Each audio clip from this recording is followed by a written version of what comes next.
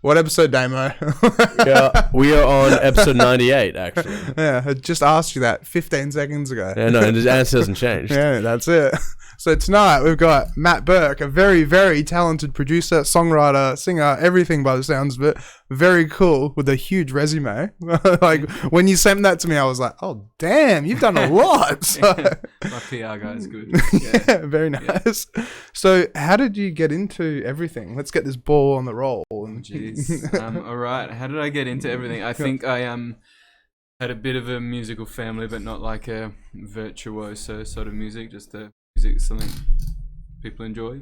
Okay. So, yeah, playing guitar, playing piano when I was a kid, and writing stupid songs. And then I think I just said to my mum the other night when she was talking about like the musical family sort of thing, she's like, "Oh, your uncles used to play guitar and sing. It was always around." I was like, "Yeah, I think it's probably why I just kicked on with it a bit. Just wanted to get drunk and smoke and play Beatles songs like they did, basically." Very and nice. Just got a bit carried away. Yeah. Well, that's the thing. Like learning the guitar and the piano, they're very versatile instruments. Like if you can, like they say that it's like if you can play the piano, you can almost play any instrument. I'm pretty sure.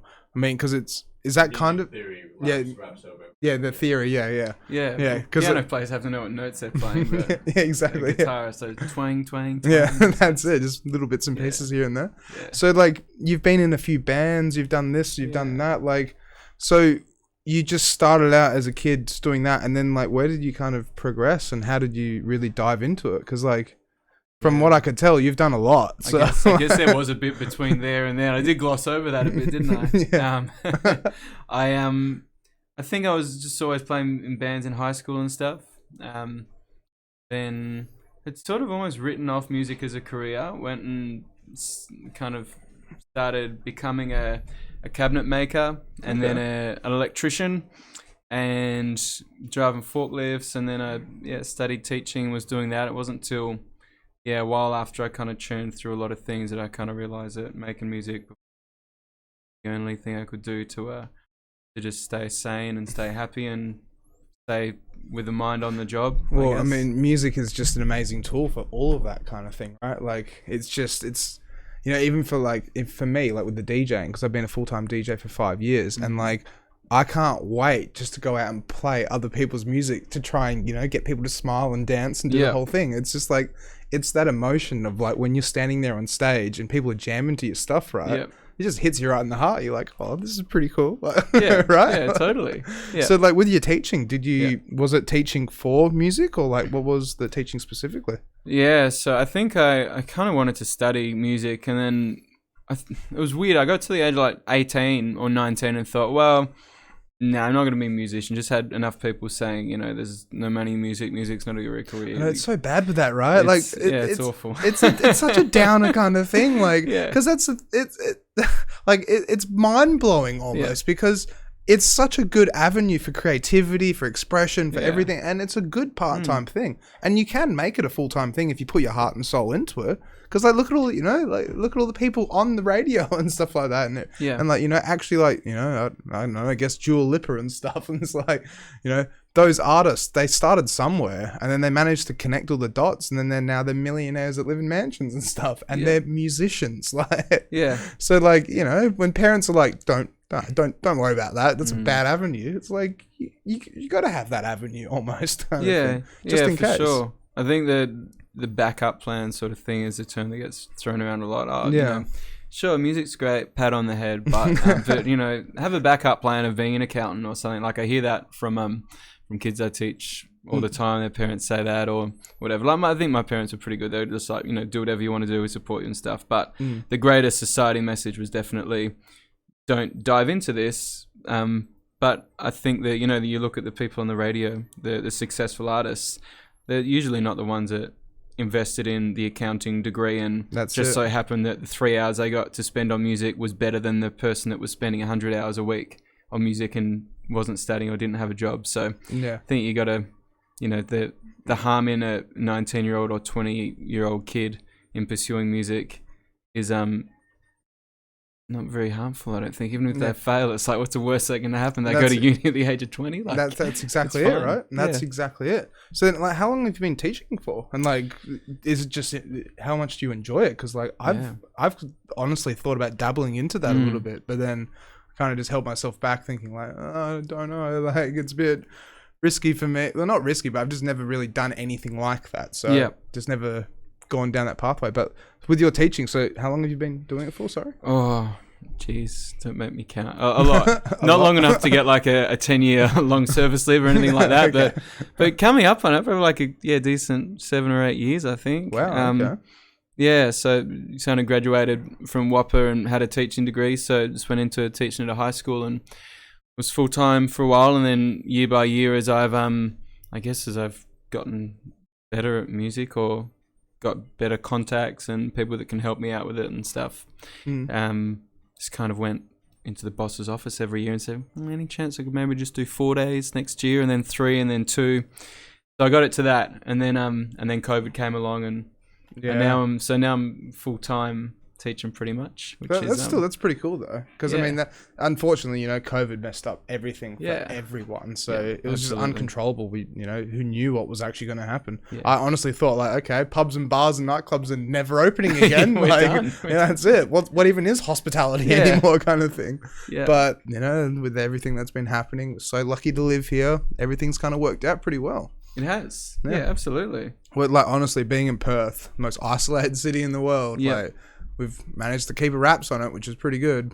Daddy McGowan. I know, right? Yeah. Don't agree with everything he's done. I guess no one's perfect, but got to say, if you look at probably musicians, DJs and stuff around the world doing what we do, like we've probably got to work a lot more than any other one, city has got to in the last 2 years. That's it. And that's what's so hectic. It's been a good solid 2 years almost now of just all the world getting tipped upside down. Yeah. How did you find things after like coming out of lockdown? Did it take a while for you to start getting bookings, or was it like I got straight back into it in a way, but then at the same time it was just that people wanted to offer like go and work for cheaper kind of thing, because the bars and the pubs weren't making as much money, and then we had those the capacity restrictions and the whole lot. And it's worked out, but it hasn't worked out in a way. Yeah.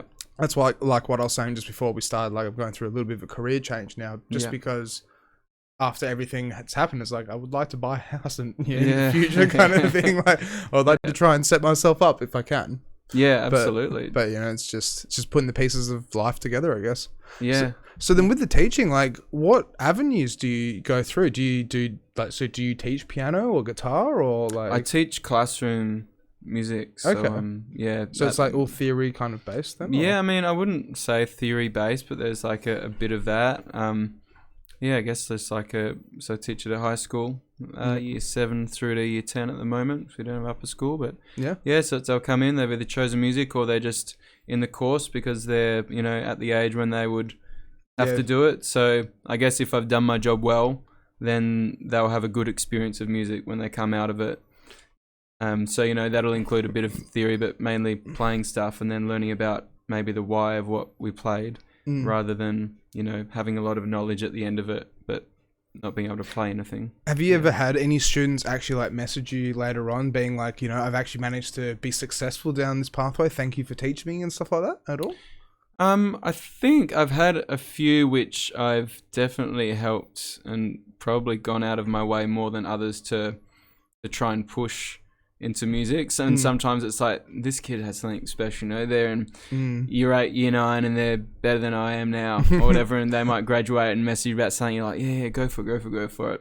And then sometimes they just don't, and it's like, well, you got to kind of realize that music isn't everyone's passion. So there's definitely those good stories, but I think you just got to balance it and sort of I don't know, I tend to be pretty hands off when it comes to encouraging too much, because I think you just can't push someone into it. Like if they've got the fire inside them, and that as long as you've been honest with them and said, you got something special or whatever, and work hard and you can do something with it, you can't really convince someone to work hard. And well, that's exactly it. It's all up to them at the end of the day. Yeah. But that's one thing I just find so baffling these days. Like, say, example is last week, the podcast I did last week, I had 2 guys on, right? And one of them was literally 16 years old. Yeah. And it's like, he's playing at, I'm pretty sure, the Nanup Blues Festival coming up. Yeah. And he's only 16 years old. And like, he's a hip hop artist. Yeah. But it's just like, damn, dude, like, you know what you're doing kind of thing. And he's got the fire in him. Like, he wants to make it. He wants, and he just makes so much music. It's ridiculous. Like, but just to see that, like, that enthusiasm and that all of those things just wrapped up into, like, you know, one person, it's like, he's gonna go somewhere, I reckon. And it's like, so refreshing, isn't it? It's just like the initiative, you know. It's sometimes you'll have people come in and say, oh, I want to do music. That's what I want to do. I want to be a producer. I want to be a musician. What do I do? Or where do I go? And it's like, sure, great. You give them something back, and then a while later, it's like that's faded out. It's like the kid who's 15 or whatever and is going home and he's trawling all the internet forums, you know, of home recording stuff, and he's bought the crappy stuff off Facebook Marketplace, and they're getting in, they're getting stuck in, they're kind of already hustling. It's like they're going to get there. You know, it doesn't matter if their school teacher tells them something or doesn't. It's like they've already got it inside them. So. But that's what's so hectic as well, because the internet, it's just a data mine kind of thing. There's so much information available that they can literally just sit, because it's like the episode, not last week, the week before, we had a guy on, right, and he literally edits music videos on his phone. Yeah, he doesn't use any computer or anything like that. He does it all on his iPhone. And then it's like, he showed us, and he's got like 30-40 like video editing apps installed, and he was saying, it's like, you know, when he actually sees other people's music videos, he can instantly pick out, it's like, yeah, I know what that is, I know what they're using, and like this and that, and like what their font they're using, and all the different things. But he's just like wrapped up, obsessed with it. But then the material he's producing is just, it's amazing. Like, it's beyond kind of thing. It's just so cool. But that's just, it's just really, really cool stuff. So with the teaching and stuff like that, you started doing that, but then you were in bands prior in high school and stuff like that, because you're in a couple of bands now and stuff. Like, how did you just still have those bands through the teaching and everything? Like, what was your involvement in the music industry whilst you were getting into all that sort of stuff? I think I'd sort of just always played under my own name as a solo artist, and that probably dwindled off a bit during uni. I think because I was studying contemporary music, and I was enrolled as a guitar player at the con, where it's a great analytical environment, but it might have changed now, but back then it sure as hell wasn't a great creative environment. It was great for analyzing stuff, but you know, it wasn't, I don't know, just value musicianship and the hardcore kind of elements of art in a way that for me it just didn't really resonate. So I mean, I became a technically better guitarist, but it killed the love of music for a very long time. So I think that's why probably my best or only like real work that I released came kind of after uni, when I sort of started to enjoy it. Well, that's again. It's like a saying, mate. It's like what, however you say it. So, you know, what people say, but it's like, you know, if you love cooking, don't become a chef. Because if you love cooking and you just love like just putting things together and doing this at home, making desserts and whatever, but then you go and actually work in that area or like, you know, you study it, then you can kind of go, wait a minute, this is very full on. This is like 9 to 9 every day kind of thing. Like, you know, just making sure that the pubs get food, like putting it out, dealing with shitty customers and just everything that goes along with it kind of thing. But, you know, it's just keeping like, I guess you could, in my opinion, it's always best to like keep your hobbies and like your passions away from like, actually like really like full on stressful environments, because otherwise, you know, as you just said, like the fire kind of goes out a little bit. Yeah, absolutely. So with that, like, so you were doing like you just kind of like solo stuff. Like, what type of gigs would you play, and like where would you go and do? Because like just before we started, you said that you've done like a few mine site gigs. Like that's pretty interesting. Like I've never even heard of, you know, like you go up there and take your guitar with you kind of thing, or like. Yeah, I mean, it depends on the gig really. Okay. Yeah, I've usually gone up. Yeah, done a few different ones. Usually in a duo. I'll go up with me and a drummer. Yep. Well, yeah, you usually, how the basic day works is you get up at maybe 3 a.m. and go to the airport with with all your stuff, and you get checked in and get in line with, you know, everyone else. Yeah, 200 blokes that look like they would rather be dead right then. Last time we, you know, got a thing shoved up our nose for a COVID test, which was good fun. Yep. Get there and go up on a plane, come back down, see all the red dirt, and if you're lucky, they've still got some of the crib open where they have their meals in the morning. Mm-hmm. So it's like 9 or 10 o'clock by that time. So you try and get some food and. So I thought they'd provide all of that straight away. It's like, okay, like you're the entertainment for the guy, the blokes and stuff. I won't name names, but some are better than others at the hospitality part of it. We got left at the airport on one this year, actually. Really? Yeah, I had to make a few calls, which is interesting. That's very interesting, actually. Like, yeah, exactly. And so, like, the gigs, how would they run? So that would you do like an hour, 2 hours, or like, and what time frame as well? Because aren't most miners on like 12-hour shifts and stuff like that? Like, do they have like a break and they're like, let's go to the pub and watch you know, the entertainment kind of thing? Or? I mean, I'll probably put myself out of a job if the wrong person hears this, but they're never like, you know, fuck yeah, there's a band on, like, let's all charge there and go mental. It's more like, oh yeah, cool. It's, you know, they've, like you say, they've just worked a 12-hour day. So they're just want to kick back. Yeah. Do they want to listen to Matt strumming Wonderwall with his drummer in the corner? Maybe not. Like, you know, I think it's a nice change for some of them. The receptive others are just probably pretty indifferent, I'd say. But yeah, they're pretty early because they've got to go to bed at whatever stupid time they. That's it, like 6 a.m. or like 6 p.m. or whatever it is. Like, yeah, it's pretty nuts. Exactly. But it's just it's the Wild West up there. Totally. That's just the way I've always seen it. It's just the complete Wild West, cowboys and Indians kind of thing, and everyone's just hanging out. It's just get the job done, and then the OHS dude's always upset. So it's like he's usually the one that makes us late actually to getting the food in the morning. So really? we'll have to do the side induction, and we're watching them close where all the food is. And I'm like, come on, this is good. Like this, I can see decent stuff over there. Exactly. So what other gigs have you done then, like as a duo, like weddings or like... so my covers duo does weddings, pubs is the main kind of thing at the moment, but lots of weddings and corporate things.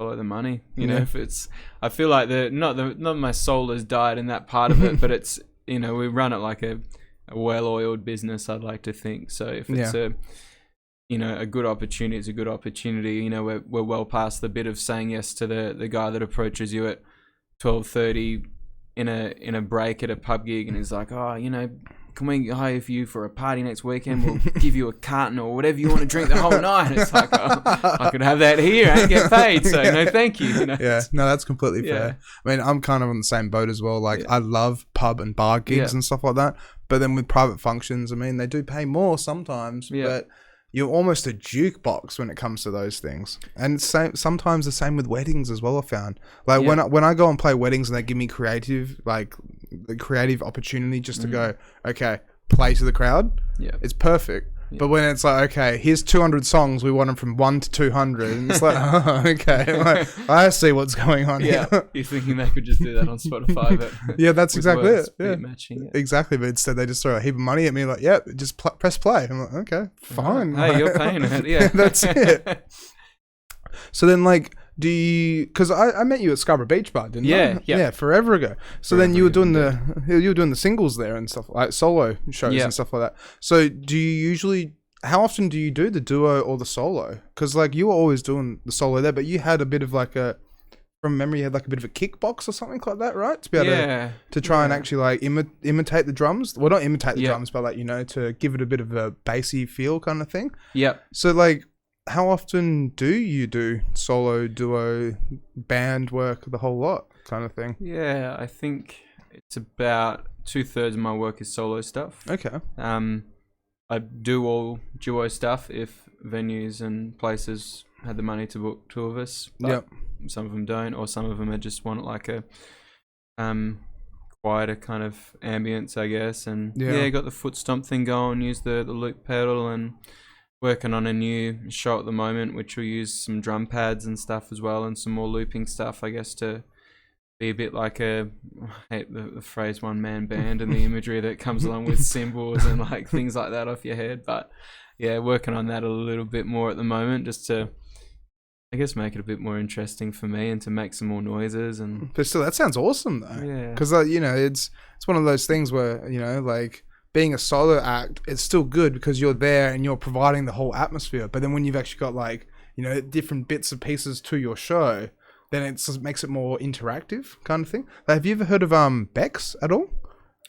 BEXX. Okay, I know the name. Yeah. So Beck, she's got like her show, but it's like she has like stage performers. She has like a full like, because she, from memory, it's like all, yeah, there she is there. It's like she's. It's amazing. You didn't even. How do you do that, Damon? Wow. Sorry, I forgot to tell you that. The Wow, TV's right there. Yeah, so we can pull everything up. Oh, yeah, he's the. What's been on it before that? It was just. Sorry, I forgot to mention that. No. Yeah, so it's not one of those, is it? It's not a gag. No, it's not like that. It's a very 21st century lighter version of that. You've nailed it. You've nailed it, especially the goggles. So, with Bex. Yeah, so with Beck, she's as I said, like, so stage. It's like she does like stage. Yeah, sorry, like, yeah, but yeah, she does like, you know, stage performing, and it's just like it is a show in itself in a way. Yeah, that's where I kind of feel like in today's day and age, it's like you know, even with DJing, it's like you don't want to just be the guy that just presses play in a corner. You got to bounce around, you got to get into it, you got to interact with the crowd, like you got to have all those elements to make people go, damn, this is cool, I want to come back, kind of thing. Add something to the room. Like, I've noticed that, in Scarborough, when I've seen you play, it's like you're grooving there, you're enjoying yourself, and it's in contrast to a lot of DJs that you'd, you know, be in the same room as for half an hour and not realize there was a DJ. That's it. Just because you've got no presence. So exactly. like if you're not adding anything, then... Yeah, that's it. That's exactly it. But that's where, as I said, I just find it fascinating almost, because it's like, you know, we're getting booked as entertainment kind of thing. So with the entertainment, we have to provide that level in a way. Yeah. And that's where it's like, you know, when you do that, you can just see the difference of just chilling and hanging out and just like not really like doing much, but then actually like, just like actually, as I said, getting involved and stuff. Yeah. So then with the bands and stuff like that, so how did you progress into the bands you're in now? Because what are they called again? So I've got Foreign Architects, and Lorne Vincent is my solo project that I'm probably, like, with my original music, that I'm putting the most amount of effort into. Yeah. Currently. So Lorne Vincent, where did you get that name from? Because that's very unique and pretty cool. Like, thank you very much. I tried very hard to find a name that wasn't super common on Google. Well, that's the thing. It's unique. Like, that stands out. Lorne Vincent, like, you know, like it's not bad at all. So, like, how did it come about? My dad was going to call me Lorne instead of Matt. Okay. I'm kind of glad he didn't, because I probably would have got bullied about that name as a kid. No, don't say that. Like, it's unique. It's cool. And then Vincent, I can't remember. I think he might have heard the name in a Western, or it was like my mum's maiden name or someone's uncle, or I don't know.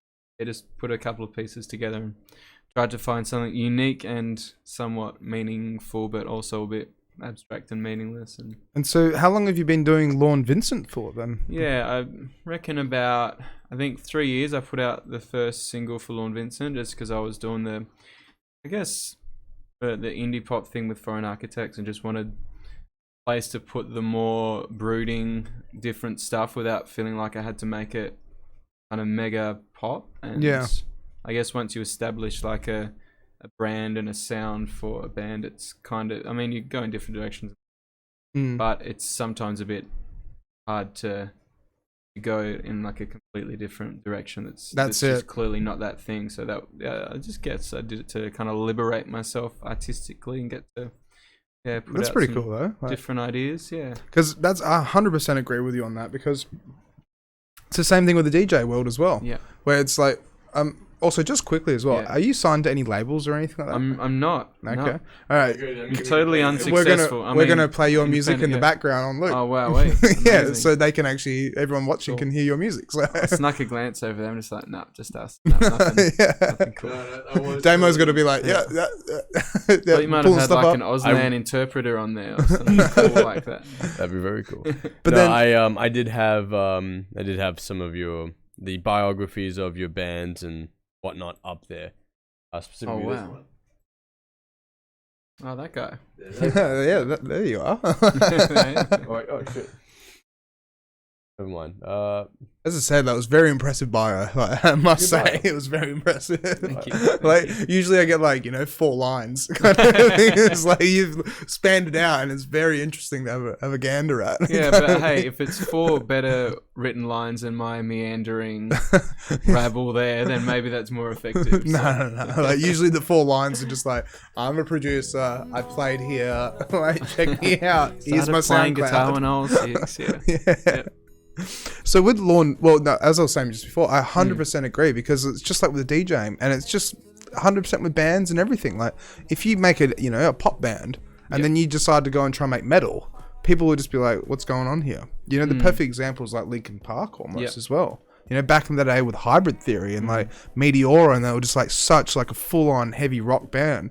And then like when they started doing Transformer gigs, it's just like kind of changed, and it's like, I mean, Chester, rest his soul, he did blow his voice out and stuff like that. So he did have to kind of change the direction. Yep. But all the fans started getting upset, being like, we want another Hybrid Theory, we want another Meteora, but it just wasn't the direction they were going in a way. But that's just, as I said, the same thing with DJing and the whole lot. So with Lorne Vincent, what kind of genre would you say it fits into? Because if Foreign Architects is more like indie pop kind of thing, would you say it's more like soulful or like? Yeah, I think I started off just with it was just darker, to be honest. And then it's probably got lighter, like this is the latest single. I think I've always tried to work with different producers whenever I release a Lorne Vincent single, which kind of I just find fun. Like, it means that it's not going to get bogged down into one genre too much. I started off was like, I want it to be more folky, and then like I think in 2020 I was like, right, no more acoustic guitars. Like, I'm just going to make something which is synth based and different. I don't want to play it live with the guitar anymore. And then the latest single was really hands-off production-wise. I kind of wrote the song, and it just came together in a really unique way. And I guess it's probably the brightest sounding one that it's been. Okay. What song was that? What was that single called? Looking for This. Looking for This? Yeah. Okay, damn it. Can you play that next? I think that's all right. It's this one. This one. Okay. You're like, well, this is dark and fruity. This sucks. You think this is happy? Yeah. Well, from what I can hear, it sounds. We need to turn it up a bit more, but don't turn it up too loud though, because I was bleeding to the mics. But yeah, so then how do you go about writing your songs as well? Because like, I mean, obviously you throw lyrics in it, right? But with the lyrics, like, some people say that, I hope I don't answer my own question like I always do. Go for it. Yeah, like I always do this, but like some people say that, when they write their music, it's all about the experiences they've gone through, or, adventures or lifelong changes, or something's happened that they just want to express and get it out there and put it on paper and then record it kind of thing. Yeah. How do you go about writing your music? Yeah, I think that sounds nice and stuff, but I think like unless you live a very exciting life, you're not going to write that many songs. Like, I think you have to be able to, if writing is what you've planted your flag as doing, you're a writer and you plan it to write, or you're going to make that your career. Like, you've got to be a bit more creative than I think just writing about stuff you went through. Otherwise there's going to be kind of nothing to draw on. But I don't know, like I don't want to make it sound like I try and be a robot at the same time, like sitting there with a calculator and a songwriting formula. I mean, like this, there we go, there's a song. So like Looking for This, I started writing. I was part of like an organization basically sends out like song briefs for publishers and for different artists, for radio, for labels, for like TV, film.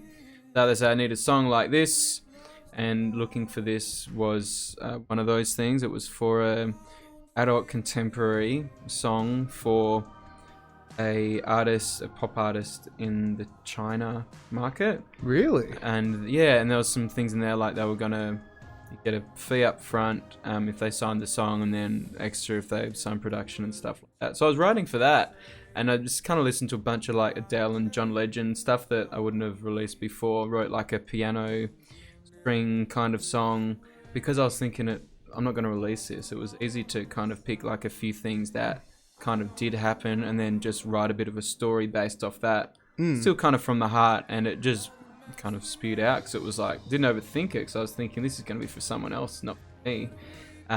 That's pretty cool though. Because that's the thing is like, you know, as I said, a lot of people just go, okay, well, I had a bad breakup, so I'm going to write a song about that. So does everyone else, kind of thing. But then it's like when you had the, because in a way, it's almost like a marketing ploy in a way, because it's like you saw that they're looking for this, and you're like, well, I reckon I could do that. And then you actually give it a go, and then you make a track that, you know, did it end up getting signed, or was it? It ended up like the organization that I was kind of working with. They were happy enough to send it on to the publisher, which I didn't hear back from. Yeah. So no, it didn't, and lucky it didn't because by that point I'd already, because I was there was a producer I was going to work with for another single, Ben McCarthy in Melbourne. Okay. Whose work I loved. He's done like a bunch of Alexi Astronaut, Gordy, that sort of stuff. Oh, really? Yeah, Mallrat's amazing. Yeah, just really loved his production and really fresh approach. So I hit him up and we were going to work on a single. Then the week before we were going to start working on it, he was like, oh, by the way, just send me like anything you've ever done. I was like, all right, well, here's a bunch of stuff. And he kind of zeroed in on that song. And I was like, oh, no, like not that. Like I know that was in the Dropbox folder, but no, that's like a stupid adult contemporary pop sort of thing. Yeah. That's just a silly thing. Yeah. And I was like, no, I think we should actually craft that into something else. I don't hear it as that cheesy pop thing you were trying to do. So in some ways I failed to make that that Adele style power ballad, but at the same it's good time, enough for me. That's still really good though, for like, you know, the producer to actually go through and like, no, that one. And you're like, no, not that one. Yeah. Like, no, just goes to show, you know, artists are just so bad at judging what's good and what isn't. And there's been so many, you know, smash hit singles that, that's it. They interview everyone in the room. They're like, do you know this was going to be hit when you make it? Surely you're feeling the gold. And they're like, no, I didn't even know if it's like, no, we thought it was that one, like, not this one. Like, but that's usually how it happens though, right? Because it's baffling with that because, you know, at the same time, it's the audience that chooses. And then with the audience, it's like you don't know what they're thinking, kind of thing. They might, you know, they might like this one, they might like that one, but you're just sitting there like, no, but number 3 was like, that's my favorite kind of thing. Yeah. So, exactly. How many tracks have you written in total then for the For anything, I think I've probably written hundreds. If that, is I was going to say, I forgot the solo name. Oh, for Lorne Vincent. Lorne Vincent. I don't know. I've released not many, like maybe 5, 6, 7. Damien probably knows better than me by this point how many Lorne Vincent songs there are. Not many. I don't know. Sometimes I just write for the sake of it, or I'll write for the intention of something else, and then you'll end up, you know, doing a co-write with somebody, and then you end up using that idea from there. So, I think for me, just try and my ass in the chair in the studio and just get writing, and sometimes it doesn't really matter what the end goal is as long as there's something. And enjoyment out of it as well, right? Yeah. Because at the end of the day, you're doing it for yourself at the same time as also trying to reach an audience. Like, if you're just trying to reach an audience, then is it a passion in a way? Yeah. Because then you're just like, people listen to this. It's like I'm just spewing out stuff kind of thing. But like, you know, when you sit there and you actually just trying to put all the pieces together, it's, you know, it's art kind of thing. Yeah, definitely. So with that then as well, so like, how long does it usually take for you to write a track? Does it take a couple of days, weeks, or? Kind of depends, I guess. Like, looking for this, it was probably the easiest song that I'd have taken 2 hours. Would have had it recorded like to the demo quality in maybe half a day, because it was just piano, some string sounds, played around some chords, and I think just getting out of your own way is probably the biggest like barrier to me now. I guess I went through and studied music, and so I'm always thinking like, oh, this chord progression's in this song or in that one, or I've used this melody before, or just kind of overthinking things. So if I can get all that stuff out of the way, it can be a quick process. But you know, there's other things that take ages, and you chip away at it, and sometimes it never gets there, and sometimes. But that's exactly it, and it's something that sometimes you got to be careful of in a way, because then if you like actually write a chord progression in there, it's like, oh, wait a minute, that's actually in a really popular pop song or something. Like, uh-oh, copyright slam, not yours anymore. All the time. I was recording a friend close to the start of the year, and they had a melody in one of their verses, and a few months ago I finished a single. I still haven't released it just because I'm not doing well with the busyness phase of this half of the year. And I was listening, I'm like, ripped off, blah blah blah. So I had to get in touch. I was like, hey, listen to this, what do you reckon? So I've cut them in 50% as a songwriter there, thanks to my own ineptitude. But it's good that you did that though, because you know a lot of people just throw it out there and then they don't realize that, oh wait a minute, like we've just had a not a lawsuit, but copyright strike against us. I wouldn't be able to sleep at night. I got a big guilty conscience. I would have felt awful as soon as I knew it. Was like, oh no, what have I done? It was already mixed and mastered as well, like ready to go. It's like too late to undo it. So I was like, oh man. But then, so with finding the producers, like how did you go about doing that? You just send out emails kind of thing, or did you originally just like network to actually try and find people that could help you actually like produce the tracks? And do you produce your own tracks as well sometimes? Or? Yeah, I'll produce if I feel confident that I can do a good enough job. I'll produce it. If it's like a gun for hire sort of thing that I'm trying to write for, I'll try and produce it. But if it's like my own music, I'll usually try and get someone else that can add something or can chop away 50 of the 60 vocal lines that I thought I needed or whatever. I usually find them, I guess, if it's foreign architect stuff, like we've worked with a lot of the same producers I've worked really well with. Had a meeting with a mentor probably a year or two ago talking about Lorne Vincent stuff, who just kind of said, it's a big world out there. You can jump on a site like Sound Better or Air Gigs and you can reach a producer London, whatever. Even the big guys that have worked on the stuff you're hearing on radio, they've got more pay. They're not inaccessible like they probably were 20 years ago. That's it, and that's the thing about the internet. It's so easy just to reach out. As you said, like, you just email someone in New York and they'll be like, yeah, sure, I'll give you a go. Like, I'll help you guys out. Yeah, exactly. It's pretty much, sing covers on the weekends and then spend all that money working with people I want to work with my original music. And so with foreign architects, so like, how did that all come together? Like, so was that just like, let's just do a band kind of thing? Like, and who's involved with that?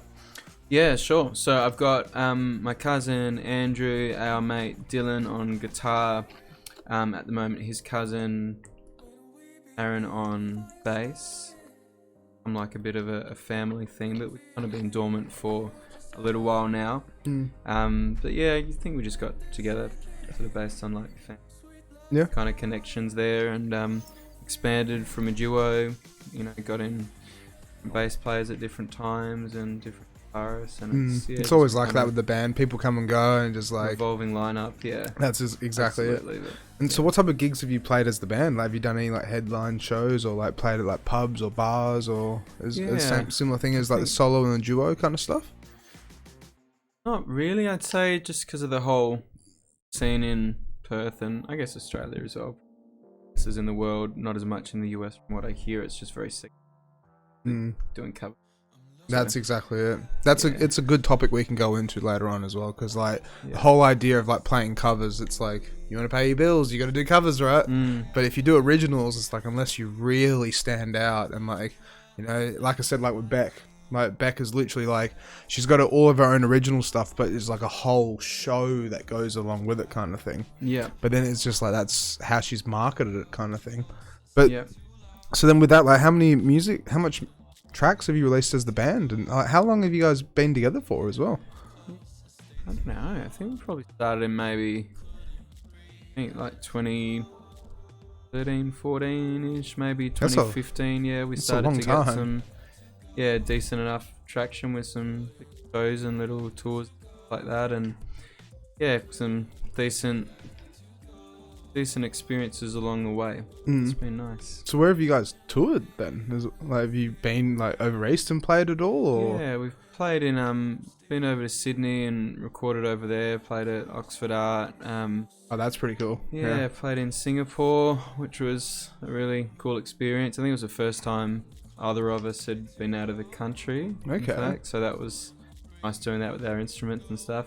That would have been a very big experience. It's like, look, we're rock stars now, kind of thing, right? I think I almost punched somebody after they got my guitar out of like the back of a van, and oh really? It was just like that classic moment. I swear I've seen it on like Billy Madison or something when he gets a caddy for the first time, and it was like that moment you John's like, that guy's grabbing like thank you. Wow, I'm not carrying anything. Like, thank you. What is this? Like, he's touching my stuff. yeah, exactly. It's definitely not always like that, you know. Back at the Swan Hotel the next week or whatever it is. Back then it would have been.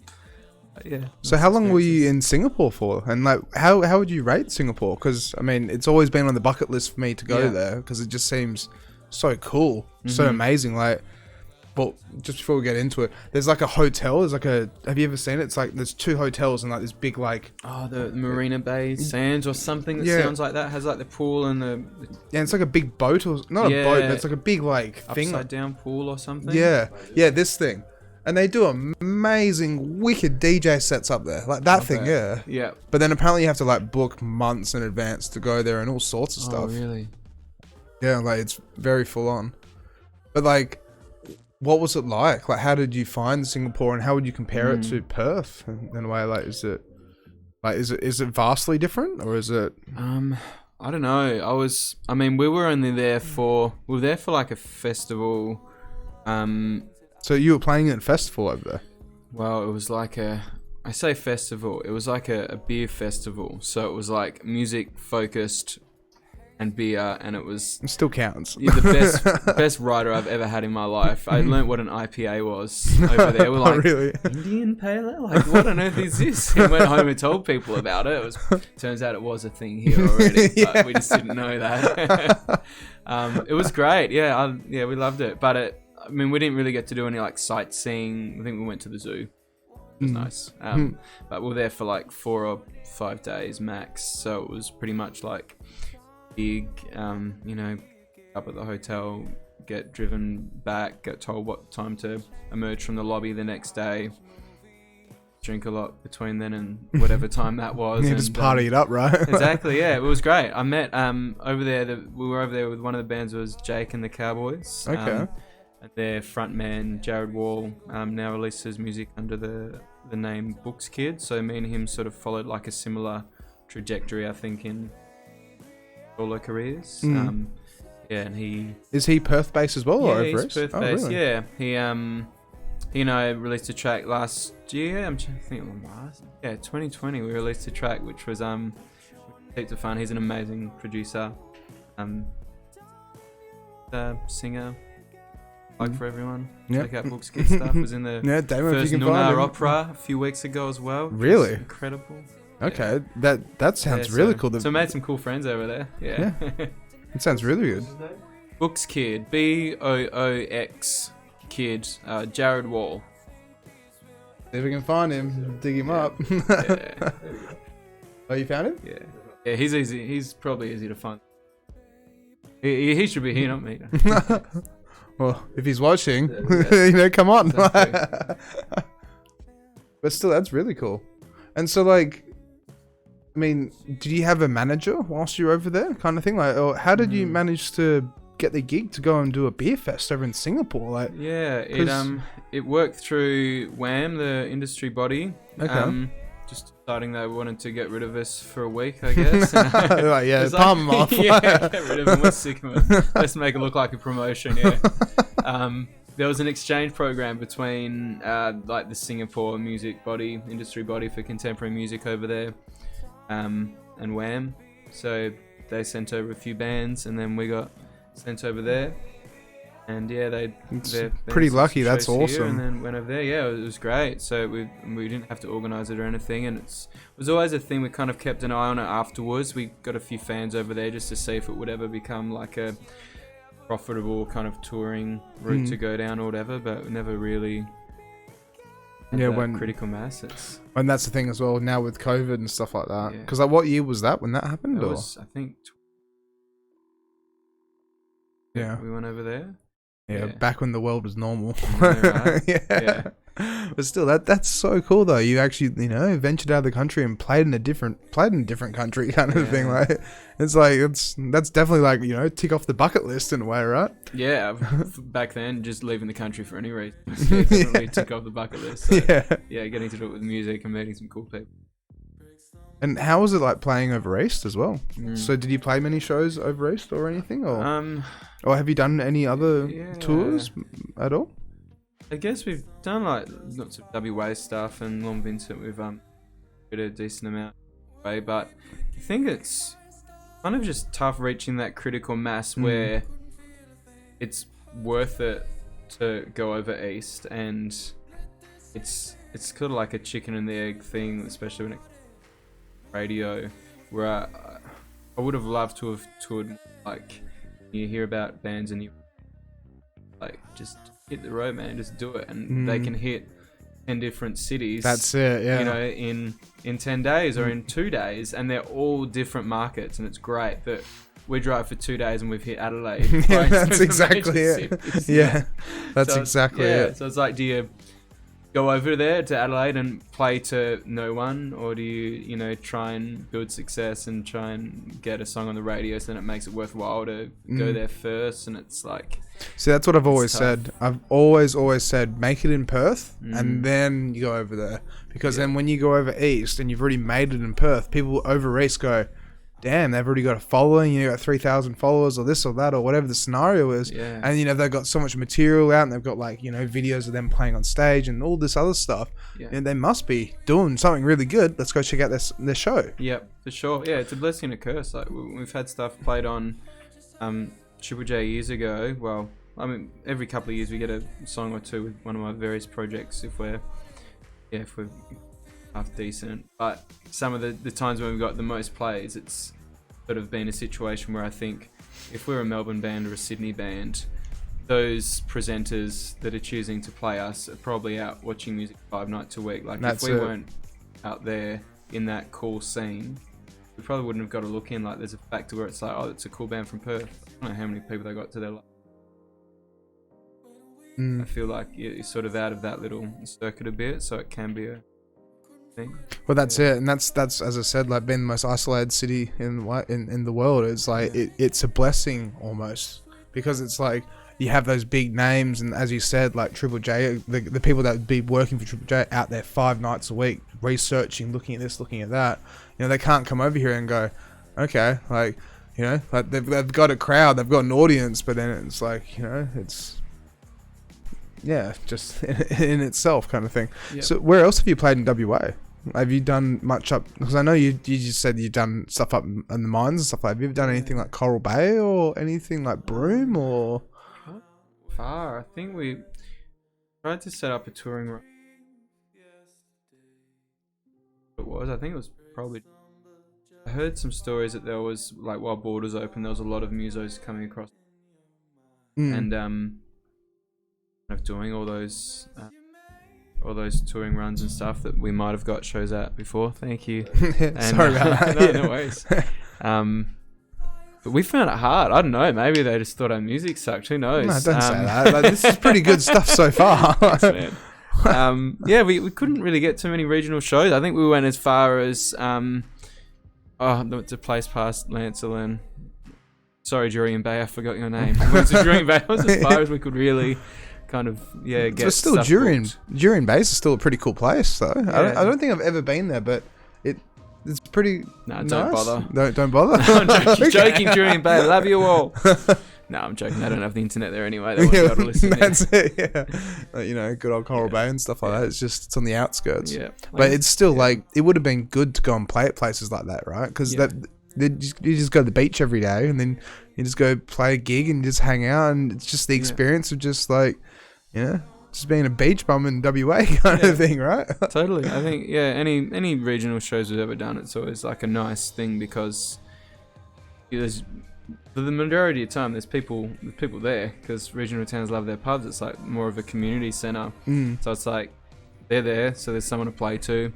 They've noticed there's somebody different on that stage, or there's someone on the stage, and maybe there isn't usually. So it's like there's already like an appreciation thing, and it's it's kind of feels like there's a bit less noise. You can be like, hey, this is who I am. I'm here because I just released this song. I'm hoping you guys are gonna stream it a bunch of times and buy a CD at the end of the night. And That's like, it. that's great. Thanks so much for coming. Like, yeah. Have you ever found like stage fright an issue at all when you've been out like playing gigs out and about or anything like that? Not with covers stuff. Just because it's just. They're just covers. What I do, it's like I remember doing a gig on Rowe a couple of years ago, and I was like standing there in the sand with my portable PA ready to play, and it's like hot and sweaty, and the guys next to me just goes, makes me so nervous. Comes down the aisle or whatever, I'm just like, no, I haven't really thought about that. I don't reckon that'd be helpful. Yeah, that's it. Yeah, it's like, who the hell are you? Like, you're trying to put me off. Like, I hate it when people are like that though, right? And they're just like, dude, like, here we go. And then you're like, but what? Yeah, exactly. But still, like, so like getting to play on Rottnest, that would have been pretty cool as well. I've only ever recently, I've never been to Rottnest until end of last year kind of thing. But it's a pretty cool area. Like, it's a cool little island, right? And like, how was it playing over there? Because I find it's just so relaxing, even for the DJing and stuff. It's not about dancing or partying or anything like that. It's just like, you know, sunset vibes almost. It is, yeah, 100%. I kind of feel icky about any gig over there since I've sort of recently got a bit more educated on the fact that the island is built on like an indigenous graveyard, basically. Which really? Is, like, pretty unacknowledged. I guess if you don't know, and I didn't know until recently, it's like, I don't know if we'd all be partying like as hard as we are on top of these beaches if we kind of knew there was like people passed away like graves there. Yeah, that's nuts. I think it's a pretty horrendous sort of history that the island has. So I don't know. The next time I get offered one, I don't know what I'll say, to be honest. Just be like, but I agree. In the like when I've been over there every time, it's like people cross that channel and then it's like all their worries kind of go away. Yeah, it's a very island sunset vibes thing, like you say. It's just totally different. Anywhere you can drink and I guess not have to wear any shoes. That's it's it. like Yeah, people are going to be a lot looser. Yeah. And so, have you ever done anything down south, regional, like Margaret River or anything like that? Yeah, done Mugs a few times, like Settlers Tavern. And Settlers is a nice place. Have you ever done like Yelling Up with or is that Settlers Tavern I'm thinking of? No, absolutely different. What is that place in Yelling Up again, Damo? Can you look it up? Is it Caves? Right? Caves House? Yeah, Caves House. Yeah. Have you ever? No, I don't think they ever replied to my emails, to be honest. Okay. Well, they will one day. Have you been down there? There I've never played there, but I just, I'm originally from Bustleton, so I used to just go down wherever I could to go and have fun, kind of thing. Okay, yeah. Just the only fun you can make it down there is just go to the beaches, so or go to the pubs, and there's not many pubs. So. Yeah, definitely. So what about Margaret River though? Like, so you played at Settlers, and how was that? Because Settlers is a really nice venue. Yeah, it's great. There's always good like production there in terms of sound and stuff. Remember, obviously they give us a really good rider when we're there because I can't remember too much. You stay in like in a house I think they have for the artists like across the road, so you can drink heaps and just walk play over and just crash. Yeah, it's great. Keep it together long enough to play the show, obviously. But it's nice. It's again, there's like you go into those different towns that are outside the city, and it's a much more chill kind of vibe. And it's usually when we've played there, it's usually been for like the launch of a single or an EP, so it kind of feels like a culmination of something. So put in all the work for all the bookings and stuff, and then it's like great, you can just chill and play now. Yeah, sorry about. No worries. 3724 is my password. You might call her and go out. Sorry about that. That's never happened during. Yeah, damn. Okay.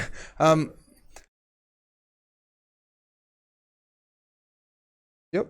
would you actually just be able to call her back and then see what's up, if that's okay, please? Damn, set me off. But yeah, but I just wanted to say as well, by the sounds from what you're saying to me, it's just you're going on holidays basically. Like, you know, you go down regional, you go up north, you do this, you do that. You just go and experience WA, right? And just go hang out and have fun. I mean, I don't know. Part of me is just going, no. There's just alcohol and too much. Like. Well, I don't drink anymore. I'm retired from drinking now, so really? It isn't anymore. But I don't know. I think it sort of seems that way, but like when you go into half the places, it's like if you're driving from anywhere else, then you're often driving into the town. It's already nighttime. That's it, yeah. Or if like you're playing on Roto, you're sound checking during the day, so you don't really get any time to have a swim anyway. Or you've been that stressed out about freaking social media posts and how many people are coming to the show that night, or where the accommodation keys are going to be when you get there, or what time load-in is, and then sound check, or all that kind of logistic stuff that you have to deal with when you self-manage. I'd say it really feels like a holiday. Although there's good moments. I definitely focus on the good moments, but that's exactly it though. Yeah. That's the thing. It's like that's the underlying side that a lot of people don't see, where it's just like the preparation, the bookings, making sure that it's like everything's going to go smooth. It's like we're going to Margaret River for the weekend. We're going to play here and here, but we got to make sure the accommodation's sorted. We got to make sure the booking manager knows what we're doing, like when we're going to rock up, and the equipment we're bringing, just everything that goes along with it, right? Yeah, definitely. It's just the biggest fun sponge in the world, really. Is just all that admin side of music and making everything happen before the gig. Yeah. But that's the thing, is that unless you enjoy that kind of stuff, then but not many people enjoy doing admin work, the invoicing and the whole lot, whether it's just exactly. So what do you guys want to do for the future as well, like, you know, with your solo work and stuff like that? Like, what avenue do you kind of want to go down with it? Like, do you just want to keep producing more like EPs and singles and stuff, and like, you know, like what I mean, usually I say, like, where would you see yourself in 5 years? But who knows what's going to happen in 5 years, kind of thing, exactly. Right? But, like, yeah, where would you like to go, in a way? Yeah, I think, like you say, who knows? I guess I can only really try and focus on things I can control, though. And, like, at the moment, getting to do a whole lot of producing and stuff isn't really something that I can do, just because I'm going to be teaching till the end of the year full time, and then playing gigs and stuff. So I think at the end of the year I'll get back into writing. Pre-COVID, I was basically setting myself towards trying to release music and just get it to a place where it could be sustainable, and where I was smarter about, I guess, release strategy and stuff, because I used to be pretty gung-ho, like radio focused, you know, have to get the funds for paying somebody to walk in stations and to try and twist some arms into playing the song, and then sort of evaluate what that's worth, you know, what are the chances of success with that method. You know, the days of streaming now being, you know, the prevalent medium, it's like, how does it fit in with that? So kind of focused, I guess, on spending money on like Facebook advertising and stuff, and really small amounts of money, but smart money, where you can go into, you know, YouTube, I guess, music videos for the first time now that I've released, or songs on Instagram when I occasionally check in with Instagram, because I'm not on there very much, and there's people saying, you know, all the cheesy stuff, like, you know, I love the way you wrote this song, you know, this, I feel this way too, or this is real, you know, all the kind of stuff where you can see it's actually making connection. Whereas before it was like, sure, maybe it was played on this station, which is cool, or we got this show and that looks good on paper, but 6 months later, like, are any of those people opening up a new song that's coming out, or does it just look good on paper? Yeah, and that's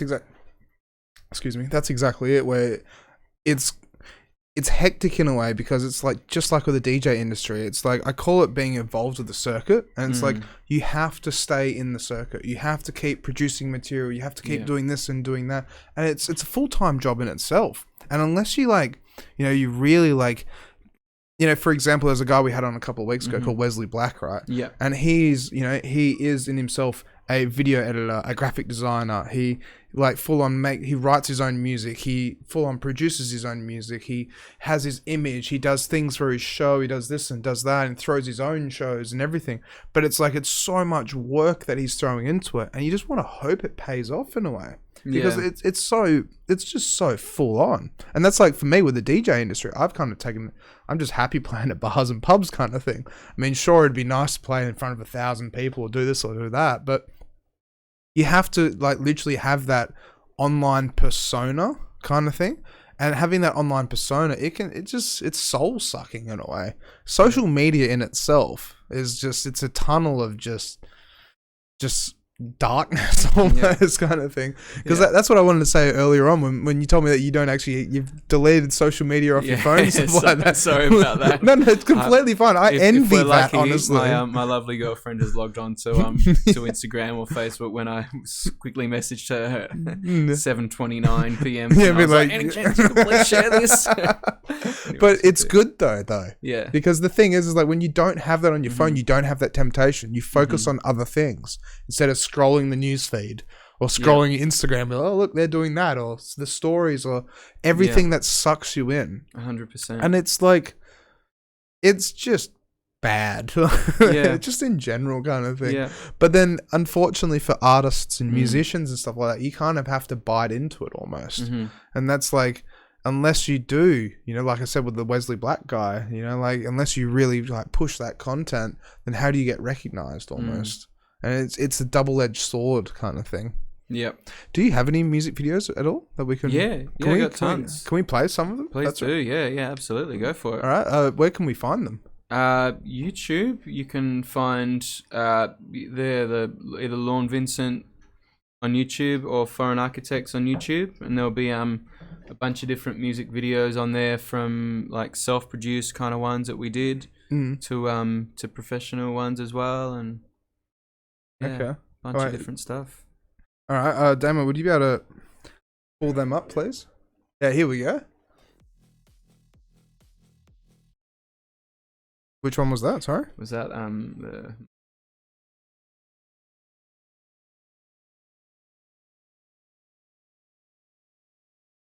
Like what's the show called? Price is Right.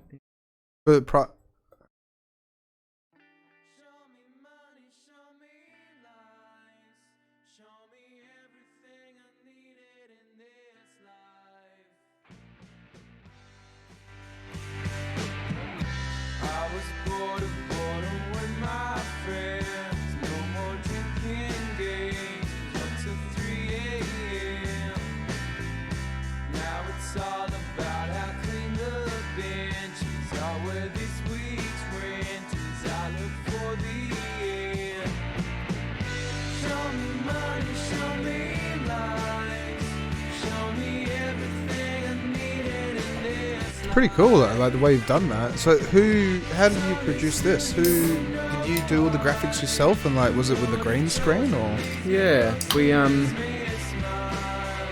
head to a really cool studio called Cucumber Studios.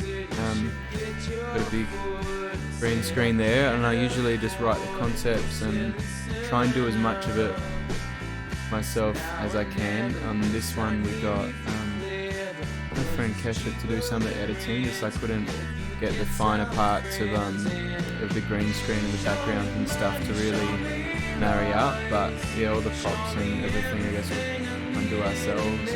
And that's pretty cool. It's like you can tell he's not really grabbing it, but he's just like flicking it down. I know, whenever we show people that, I'm like, you can tell he's not doing it. It's like, that turned out so much better than I imagined it would have. Yeah, no, it still looks good though, definitely. Yeah. And so how long did it take you to make this music video clip then? And then like, how did you have the vision behind to do the Price is Right kind of thing? Or is that what the song's name is? No, it was just kind of a bit of an abstract sort of concept really.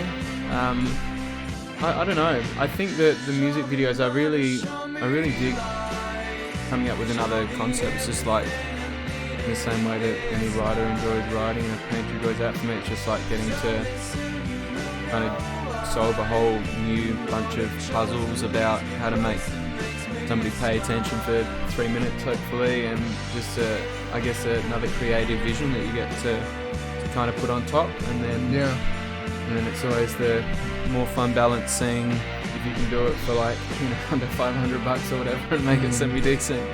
That's exactly it, because music videos can be so expensive. Yeah. Especially you have to hire out locations and like get props and the whole lot with it. It can just be so time consuming and everything in a way. Yeah, absolutely. We've had some great ones, but it's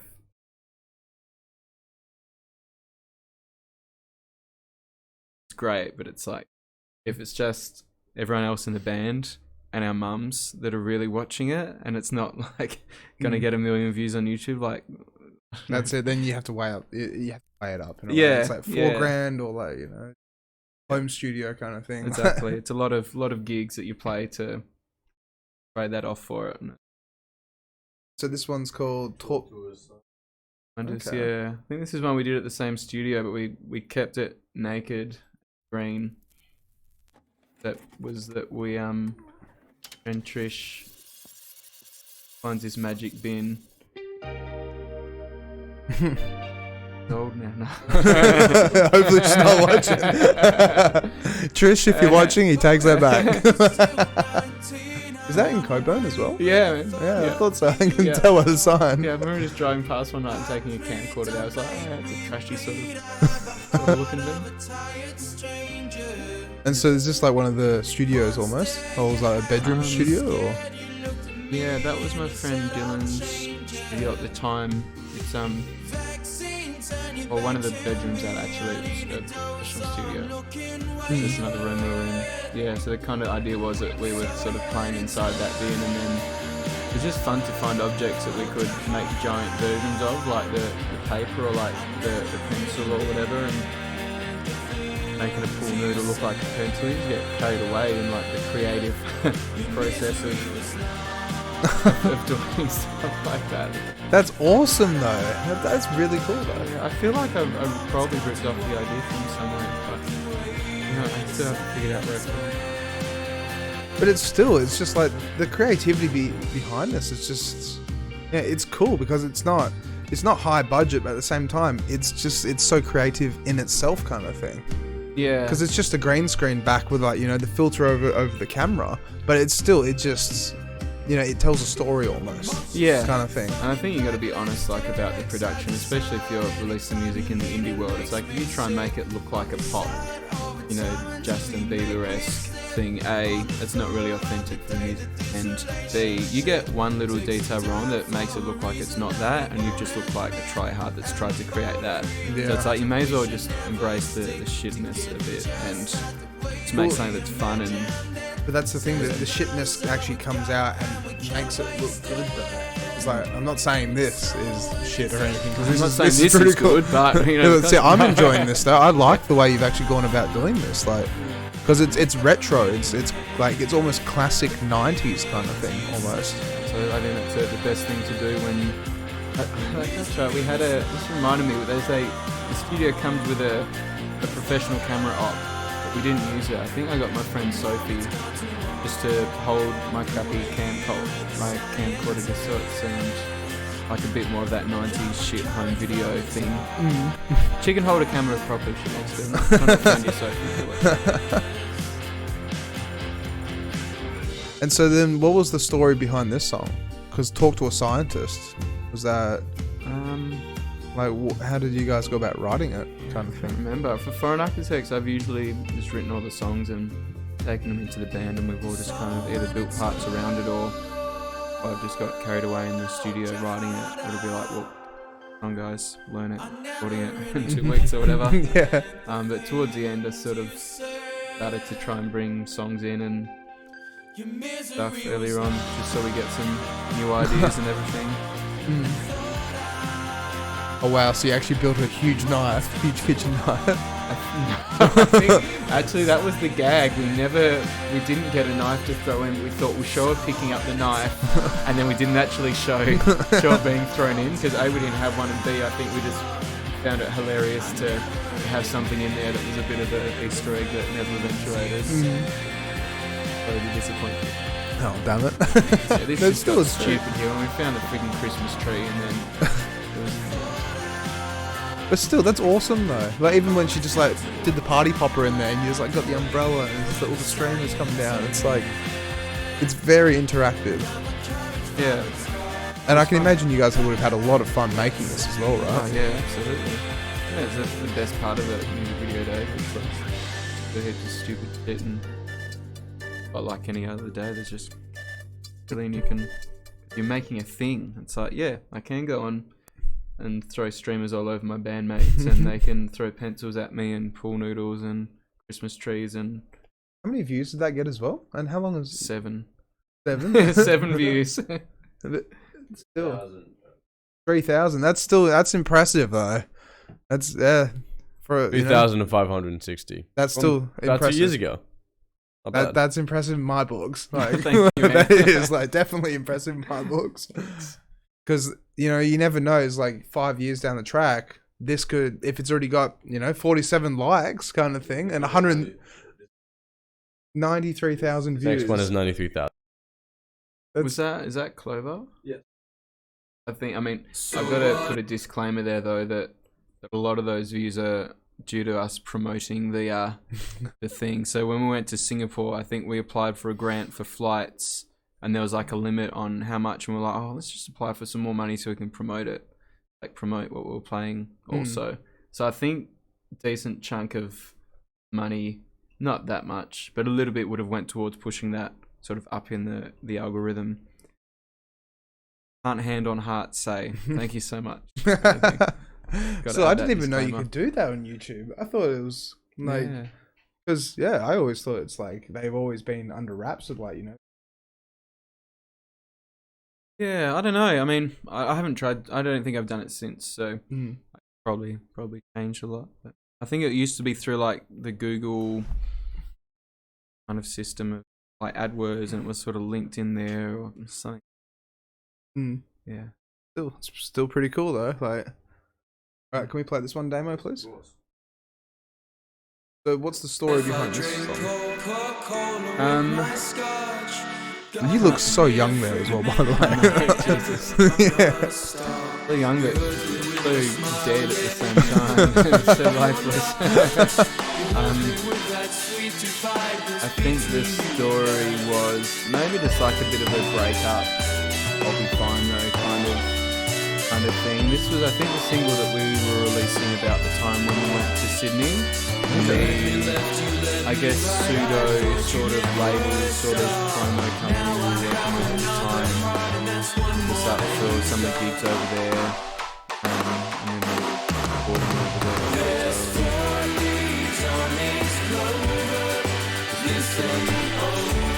This was filmed in my grandma's barn in Cornwall.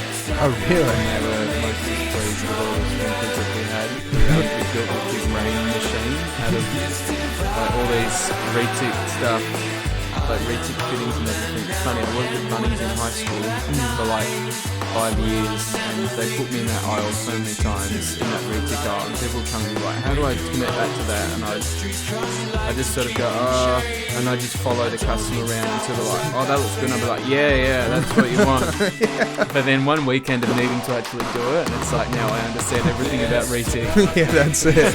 Put all the pieces together. Yeah. But that's what the beauty of working at Bunnings is there, right? Like, if you want to build a garden, you work there, and then you want to build a garden later on, you know how to do it. Totally. It turns out it takes a lot of water droplets to show up as water droplets on camera. Oh, really? Yeah.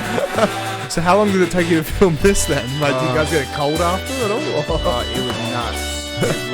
We tried it one night, and we built this massive big lighting truss and hung all the pipes off it. It was like collapsing. We taped it together, and we had like all these hoses coming through. I think one from the neighbours as well to like split it across 2 lines. And then there was lightning storms that night, and I was outside, and I had to just be like, sorry guys, everyone go home, like I'm not going to risk. That's it. Risk is being on me. Yeah, everyone getting the shock. Exactly, and then we regrouped and ended up doing that barn, and driving with these massive like light things coming out of one of these like vans sideways, learning alone, and then afterwards it was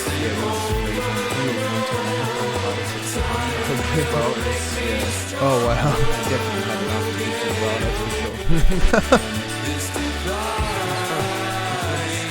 It's like all that water and just the mist. Like I can imagine them. You would have just had to pump a lot of water in there, right? Yeah, when you're doing like generally sort of ones with like garden hoses just spraying out, it was just you don't even see it like with a camera. It's I think like when you sometimes watch sport on TV, like it's bucketing down here, and you're like, is it like? It doesn't really look like it's raining. And now I understand why. You know, rain doesn't look like rain on camera. That's it. Yeah. Just almost synthetic. Yeah, I think the science is that the droplets are bigger if it comes from like a hose rather than actual rain droplets. They're really small, and the camera just doesn't see them as much. Okay. Yeah. Because I've always thought as well, it's like one of those things where they get the fan and they put the water through the fan, and then it's like they just have to like really turn it up. Yeah. But then that's like, I guess it's directional, not like. Yeah, the angle's right and everything. That's it, yeah. The art behind it. Oh, look, Damo's pulled it up. Here we go. I still know too much about rain on film for something that happened 5 years ago, I think. I need to do a Lorne Vincent one with rain so I can use all this knowledge again. Yeah, the next music video clip, yeah. So what does it pull? What does it say, Damo?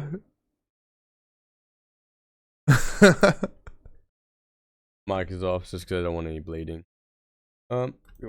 Anyway. Yes, you are right, because the water droplets and rain are so small you don't really see them on camera, so you have to actually have large, heavy disbursement. It means that they use what's known as rain buckets. Rain buckets? There you go, man. So if you're at home and you want to learn how to make great art and music videos, just buy a rain bucket. But more on this rain bucket, please, Sammy. Where can I buy myself one of them? And were they around in 2015? Wonder Boys? Wonder Boys, buckets of rain. Give me 5 seconds. So how many music video clips do you reckon you've made in total? And what was the budget for that one as well just then? Because having the sprinklers, I mean, the water bill might have been a little bit high, right? But like to do my grandma anyway. Yeah, that's it. Thing. Not my problem. Yeah. It's Granny's problem, right? Sorry. Yeah. But like with the lighting trusses and stuff like that, like that one added up. That was stupid. I think that was in a time when I'd heard enough sort of, doesn't matter, you know, how much it takes, how much it costs, you just get there and then one day, you know, you'll have made it. And it's like, well, you can have that attitude all you want. You can't control what happens. Like, you can control how much money you spend on something, and that might be too much. And I think in that case, it was probably too much. I remember I can't remember who we got to shoot it, I should say. That wasn't the biggest cost. I think the biggest cost was all the materials in building everything. And like, we didn't have like a black backdrop, and we needed one. So we just hundreds at Spotlight, and got Andrew's mum Spotlight. to stitch it all together, and then trusses to hold that, and then trusses to hold the rain stuff and go over it. Those sorts of things.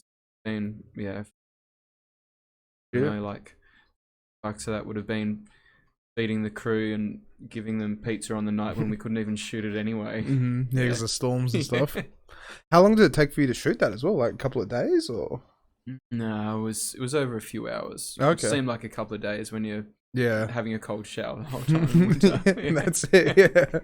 It was like, oh god, like did we get the shot? No. Oh, all right, do it again.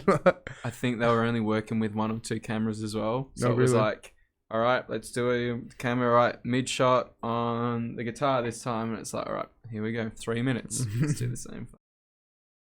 Go around the room, get all the angles. When you go to do shoots like that and stuff like that, and you've got someone actually doing, you know, kind of doing the storyboarding, or like actually, like, you know, as you said, like telling you strum for 3 minutes so they can get the right material for it. Yeah. How often does it happen? Like when you, like, you know, say if you're doing a part when you have to sing certain lyrics, right? But there's like, do you play the music in the background? Do you have to keep singing those lyrics over and over and do multiple takes kind of thing? Or like, how does it come together? It depends. Like, I'll usually for all of them except a couple of the ones where I've worked with like a filmmaker who's had their own separate vision for it. Who, you know, someone like Steve Brown, times early on, before the money ran out. He's incredible. Like, I'd love to work with Steve. And he just hears a song, goes, yeah, great. Wear this kind of thing, and I'll see you at this time. You turn up to the shoot, and you know, safety meeting and everything, and he's got all of it storyboarded out, and it's an incredible like thing in itself. Whereas if it's this kind of thing, I'll try and storyboard it out myself, because if I'm paying like a gun for hire to do the camera work, I don't want to be paying. Yeah, no, that's fair. Yeah, because it all adds up. Yeah, absolutely. Really if you're not efficient, then the costs can easily double. And I guess I want it to be like a coherent vision, where at the start of it I can see what it's gonna like, and then on the day it's like, sure, you get everything done, and then let's mess around, let's try some other things. One, two. Kind of go through those things. I feel like I've just completely forgotten your question. It's all good. Well, we've only got around 5 minutes left. Can we play maybe a few more music video clips, if that's all right? Go nuts. A fair bit. Do you have pull them up? Let's see how many do you actually have, because like you've got quite a few, right? I want to see like how many do you got? Because you know, most producers that I've interviewed, they've only had 3 or 2 or even just one music video clip kind of thing. There's probably at least 10 split between Lorne Vincent and Foreign Architects. There are 11 on Foreign Architects alone. Okay. All right. Stand corrected. Probably let's bump it up to 15 maybe. Yeah. That's impressive though. Like that's really impressive. I think it's just about that little bit of investment afterwards, and making sure that you're gonna give a song as much chance as you can to connect. Like, shout out to Cucumber Studios. Yeah, they're great. Yeah, that looks very professional. Yeah. But you kind of want to hope so. It's their website, right? Yeah. Yeah. So this one, Poisonous Pill. So what's the story behind this? Yeah, we drove one of those buggies along Riverside Drive. Put my cousin on another one, he's like a professional or semi-professional baller, so he's got a good set of legs on him, and he just pedaled like crap up and down there 15 times, and on the back of that we had the camera guy shooting it and then editing it to make it kind of look cool. Yeah. Put a dog on there because everyone loves dogs, why not? Yeah. And did the old film it in double time, slow it down to half so it kind of seems a bit more dreamy effect. Okay. And so what about the song in itself? Damo, you can play it now. So Song about thank you.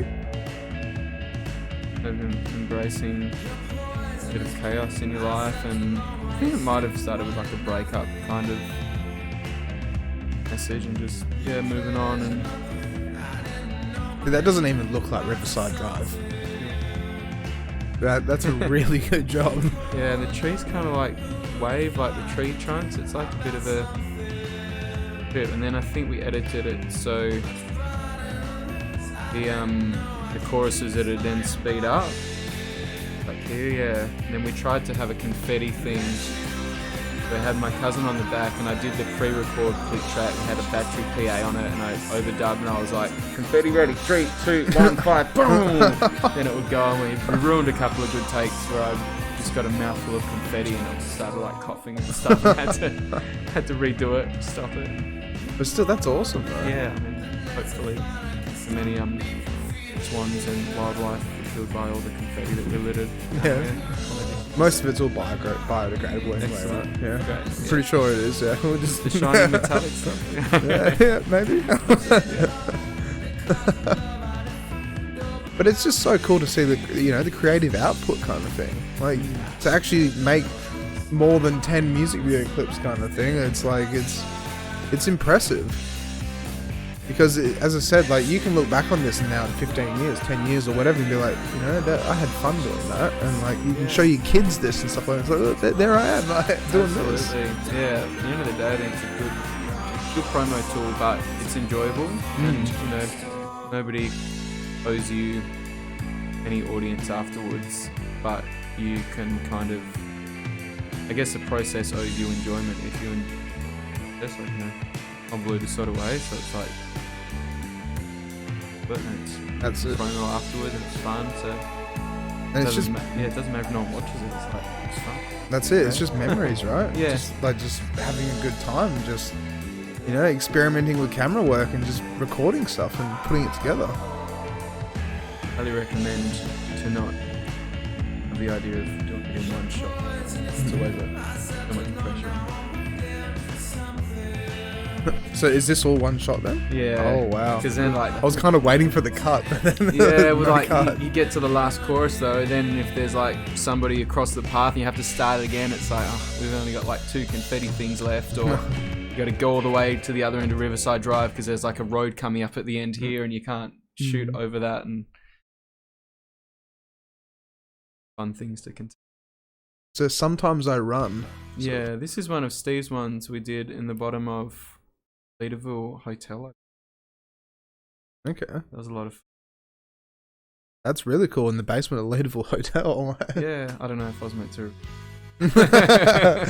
It's out there now.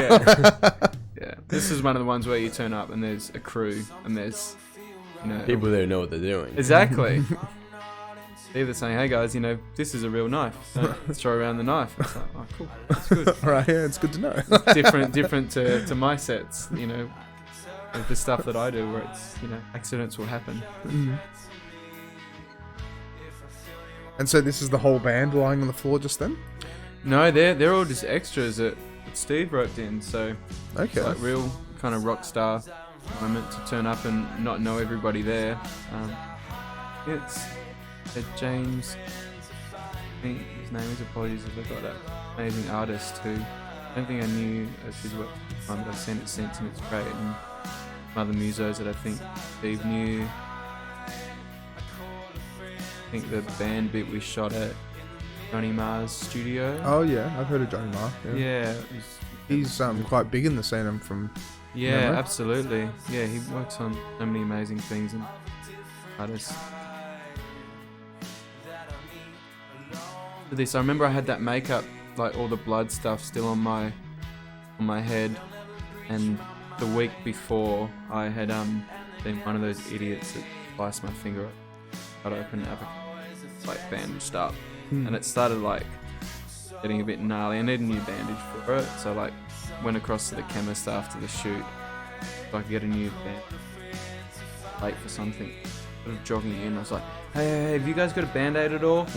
And then they just seen my head and they're like, oh my gosh, get the I was like, oh no, No, it's fake blood. My finger. Yeah. Oh, that's awesome. Yeah. That's so good though. Just to run into there and to a pharmacy and be like, yeah, I need a bandage. And they're like, oh, dude, are you alright? Yeah, they were freaking out. Yeah. Poor things.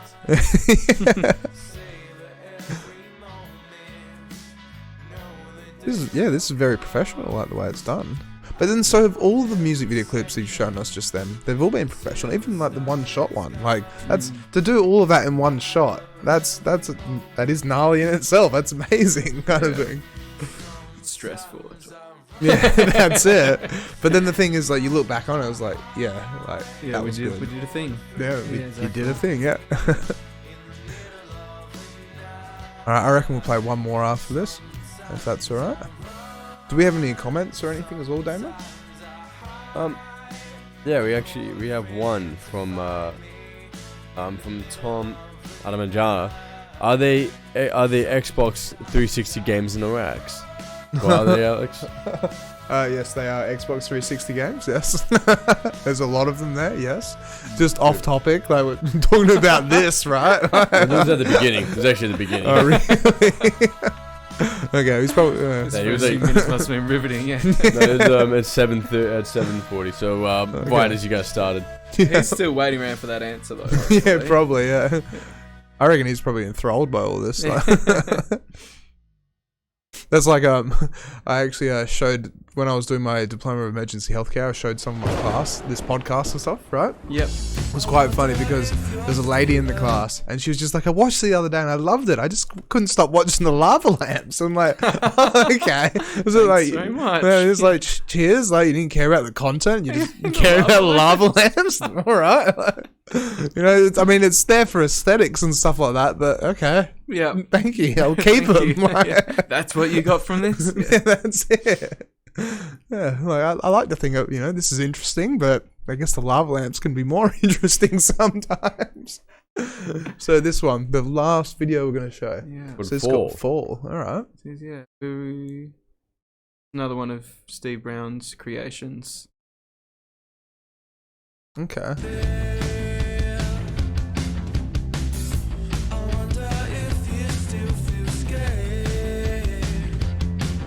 This is pretty cool. Yeah. Yep. Like, so that's just in someone's room? You got all the lab equipment, or? I think this was in the basement of I can't remember the name of the studio. I think it's like a big Perth photographer that has a photography studio. Does a lot of like modelling stuff in the city, down an alley somewhere. And this was like in the basement of that, I think. And I think Steve just wanted to kind of make it almost look like one of those old school, low budget horror kind of ideas. Very cool though. Yeah, really good. So we just got to, as usual with him, turn up and... Like even your acting's perfect kind of thing. Like, like being like the crazy scientist and there's like, just the way you... Yeah, the way it's shot, the way it's cut. All down to Steve's directing though, I would say, because I guess the beauty of the music video and the original track being, the sound is you don't hear Steve going, you got bugs in your head, scratch your arm, now, duck! All that sort of stuff. Yeah. So he gets the best out of people. And I can't remember the photography on it was, I've forgotten his name, but he's somebody incredible. His work, he's always been pretty worldwide kind of standard, and I think it was got on the camera that they call the Red, the film world, which is apparently like a camera they film movies on or something. Okay. He brought the A game.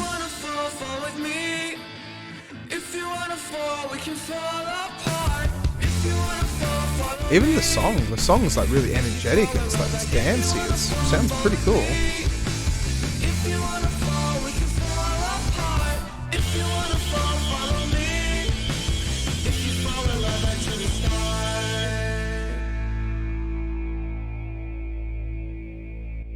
Look at you there. And so that was 2015. So that was a long time ago. Yeah, I noticed. Airline was much better back there. The age hasn't been the last 5 years. You're right there. Very nice. That's a good airline. Very cool though. Like it's very artistic. Like it's all of this stuff. This is awesome. Like really, really cool stuff. And like, yeah, just keep doing what you're doing. Like, thank you. As I said, like in 5 years again, like you never know. This stuff could get picked up. Yeah, because it's out there. It's out there for the world to see, and sometimes all it takes is just one person to find it and then share it on a feed or a board or whatever, and then away you go. So you never know. That's it. Yeah. So yeah, thank you, Matt. Like this has been a pretty cool podcast. Me on board. Appreciate it. Yeah, like honestly, we've covered quite a bit of information, and it's really good. Thank you so much. Yeah, you're a very interesting guy. Yeah. Thank you. And thank you, Damo, as well. Yeah, thank you, Damien, for being the Jamie of the podcast. All right, and we will see you guys next week. Is Melbourne Cup, isn't it? I'm pretty sure. Yeah, it is. Well, no, it's on the Tuesday. I'm pretty sure. Are you getting a horse on? I could. I could try. Try get a jockey. No, I think next Tuesday. I think we'll be either doing an episode on the Monday or the Wednesday, maybe. Just because of Melbourne Cup, because I'll be working, unfortunately. Yeah, of course. Yeah, I'll be at Scarborough Beach Bar from I think like 2 o'clock to 9 o'clock or something, maybe. Entertaining lots of ladies in big hats. That's it. What were we saying, Damo? Sorry. You're a fan of the show. See you. The show, what? If you're a fan of the show. Oh yeah. If you're the fan, yeah, exactly. Yeah. If you're a fan of this, yeah, come hang out. Go down and watch him. He's going to be performing. He's told me this off air because it's Melbourne Cup Day. He's going to have one of those broomstick horse sort of things, and he's going to be doing the whole DJ set, like pretending he's riding a horse. Yeah. So, heard it here first. Have you got, just quickly before? Oh no, I'll show you after. There's a music video clip that you'll laugh at. I was gonna, if we show it now, it would be like, it'll ruin the vibe. Did the perfect sign off. And then that's it. Yeah, that's it. That's how I'm gonna look. That's gonna be me. That's amazing. Yeah. Please do. And look, all for 12 bucks. Yeah, I know. Off AliExpress. But how many do you have to buy? It comes with the whole costume. You probably have to buy like 50 of them. What's the minimum order quantity? You got to filter by minimum order quantity. Yeah, I'm not going to sell this to Kmart. It's going to be my own personal thing. All right. Well, cheers everyone for watching, and cheers so much for coming on. Thanks. And then, dude, I'll get you back as well next year or the year after if you can, and absolutely, see the update of where you are and what's been going on. So that video will be at 3,600. That's it, or 30,000 or 300,000. You never know. We never know. Yeah, and you could be touring around Australia. You never know. Like, you might be touring around Australia. Oh, don't say that. I probably won't be. Not at all. I'll be working my ass off up north. Exactly, touring Australia with a high vis on. And, that's it. Yeah, hanging out with all the blokes up there. All right, cheers, guys, and we will see you next week. Damo makes us wave at the camera as well, by the way. So people know it's the end of the show. Everyone. All right, catch ya.